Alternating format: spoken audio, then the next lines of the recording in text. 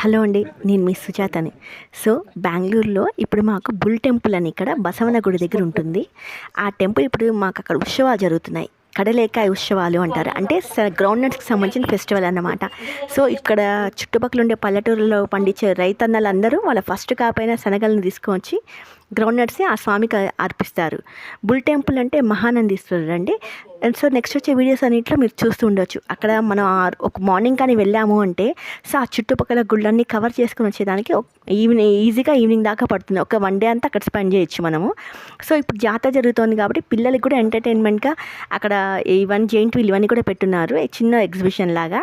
అక్కడ ఇంకొక విశేషం ఏంటంటే ఆ గణపతి అండి ఎంత చక్కగా ఉందంటే చాలా పెద్ద విగ్రహం, చక్కగా దర్శించుకోండి. సో దాని వెనకాలే మనకి ఒక్కొక్క గ్రహాలకి గ్రహాలు ఉంటాయి కదా, ప్రతి గ్రహానికి ఏ చెట్టు ఏంటి అన్నీ కనిపిస్తాయి. ఇంకోటి రంగనాయకుల స్వామి విగ్రహం అక్కడ ఉంది, తర్వాత సత్యనారాయణ స్వామిది ఉంది. సో ఆ విగ్రహాలని చూసుకుంటూ అట్నుంచి ఎల్లమ్మ తల్లిది, సుబ్రహ్మణ్య స్వామి, రేణుక ఎల్లమ్మ తల్లి చాలా విశేషమైందంటే కొండలోంచి అమ్మవారు వెలిశారు. సో దాని తర్వాత ఇంకా మేము అక్కడే ఉన్న శివుడి గుడి ఇవన్నీ చూసుకొని ఎదురుగుండానే మనకి రాఘవేంద్ర స్వామి మఠం ఉంటుందండి, కొంచెం ఆపోజిట్గా.